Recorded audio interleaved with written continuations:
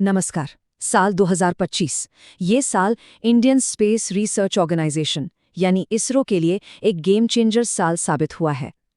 यह वो साल था जब भारत ने स्पेस में सिर्फ अपनी मौजूदगी नहीं बल्कि अपनी ताकत और भविष्य का पूरा रोड मैप दुनिया के सामने रख दिया। तो आइए देखते हैं कि 2025 में आखिर ऐसा क्या-क्या हुआ जिसने सब कुछ बदल कर रख दिया। सबसे पहली और सबसे बड़ी उपलब्धि इसरो का 100वां सफल रॉकेट लॉन्च। अब देखिए, ये सिर्फ एक नंबर नहीं है, ये इस बात का सबूत है कि भारत अब दुनिया के उस एक्सक्लूसिव क्लब में शामिल है जो बार बार पूरे भरोसे के साथ और बिना किसी गलती के स्पेस में पहुंच सकते हैं। और यही रिलायबिलिटी, यही भरोसा हमारी सबसे बड़ी ताकत है।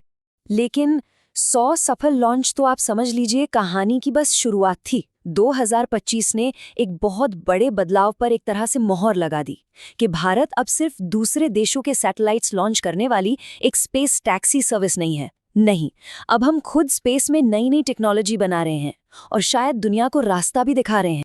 तो अब सवाल ये उठता है कि स्पेस में होने वाली इन बड़ी बड़ी घटनाओं का हमारी रोजमर्रा की जिंदगी पर, आम आदमी पर क्या असर पड़ता है। चलिए देखते हैं कि कैसे इसरो की ये उड़ानें सीधे हम सब तक फायदा पहुंचा रही हैं। इसको ना ऐसे समझते हैं। देखिए, एक तरफ है भारत का अब तक का सबसे भारी कम्युनिकेशन सैटेलाइट CMS-03। इसका काम क्या है? देश के दूर दराज के गांवों तक तेज इंटरनेट पहुंचाना। और फिर दूसरी तरफ है नासा के साथ मिलकर बनाया गया निसार मिशन।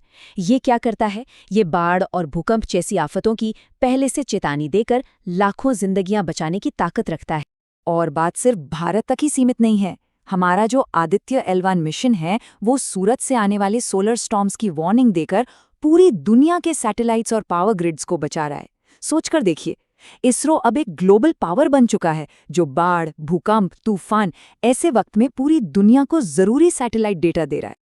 तो ये तो वो फायदे थे जो हमें आज अभी मिल रहे हैं। लेकिन 2025 की जो असली कहानी है ना, वो भविष्य के लिए रखी गई नींव में है।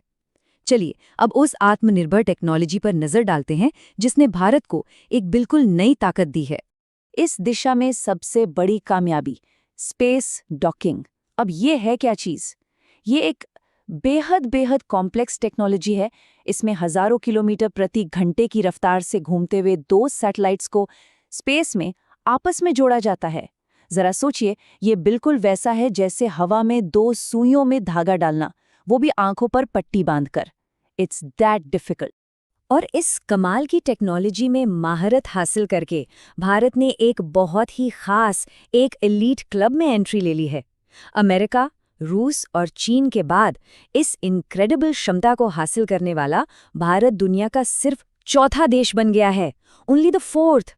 तो सवाल फिर वही कि आखिर स्पेस डॉकिंग जैसी इतनी मुश्किल तकनीक में मास्टरी हासिल करना भारत के भविष्य के बड़े सपनों के लिए इतना जरूरी क्यों है?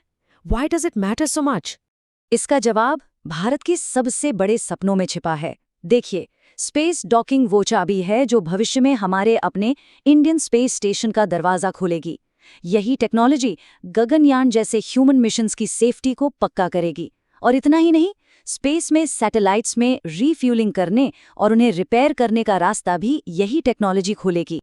आत्मनिर्भरता की तरफ एक और बहुत बड़ी छलांग थी ये, एक पूरी तरह से स्वदेशी स्पेस ग्रेड माइक्रो प्रोसेसर। आसान शब्दों में कहें तो स्पेस के इतने कठोर एनवायरनमेंट में काम करने वाला मेड इन इंडिया दिमाग। और ये चिप, ये सिर्फ एक पार्ट नहीं है, ये विदेशी टेक्नोलॉजी पर हमारी डिपेंडेंसी की जंजीरों को तोड़ता है। ये हमारे सैटेलाइट्स के लिए एक सिक्योरिटी शील्ड, एक सुरक्षा कवच बनाता है। और सबसे बढ़कर आत्मनिर्भर भारत के सपने को जमीन पर नहीं, सीधा स्पेस में साकार करता है। अब आते हैं इस कहानी के सबसे एक्साइटिंग हिस्से पर, वो सपना जो शायद हर भारतीय देखता है, स्पेस में भारत का अपना इंसान। 2025 में एक प्राइवेट कंपनी है एक्सियम स्पेस। उनके एक्सियम 4 मिशन के जरिए एक Indian astronaut international space station पर पहुंचा और वहां एक्सपेरिमेंट्स किए। अब ये हमारे अपने ह्यूमन मिशन यानी गगनयान से पहले स्पेस में रहने और काम करने का फर्स्ट हैंड एक्सपीरियंस हासिल करने की दिशा में एक बहुत बहुत जरूरी कदम था। और इसी बीच भारत का अपना ह्यूमन मिशन गगनयान, उसने सेफ्टी से जुड़े कई बड़े पड़ाव पार किए, चाहे वो पैराशूट टेस्ट हो, क्रू मॉड्यूल का टेस्ट हो या फिर एस्ट्रोनॉट एस्केप सिस्टम का। हर एक सफल टेस्ट ने इस बात पर मुहर लगा दी कि हमारे एस्ट्रोनॉट्स को सेफ रखने के लिए बनाया गया हर सिस्टम A1 है, बिल्कुल तैयार है। तो 2025 में जो ये सब बड़े बदलाव हुए, इनका आखिर मतलब क्या है? भारत की ये नई उड़ान हमें कहाँ ले जा रही है? चलिए इस पूरी पिक्चर को समराइज करते हैं। तो देखिए, सबसे ज़रूरी बात यह है कि 2025 सिर्फ कुछ अलग-अलग सक्सेस स्टोरीज का साल नहीं था। नहीं, ये वो साल था जिसने दुनिया की नज़रों में इसरो की पूरी पहचान बदल दी। भारत अब सिर्फ एक स्पेस टैक्सी नहीं, बल्कि एक टेक्नोलॉजी क्रिएटर है। एक ऐसा देश जो अपने लोगों को स्पेस में भेजने के लिए तैयार है और साथ ही पूरी दुनिया की मदद करने वाला एक जिम्मेदार ग्लोबल पार्टनर भी है। 2025 के इस विशाल छलांग के बाद बस एक ही सवाल मन में उठता है, जो आगे के लिए और भी एक्साइटमेंट पैदा करता है। अब इसरो का अगला बड़ा लक्ष्य क्या होगा?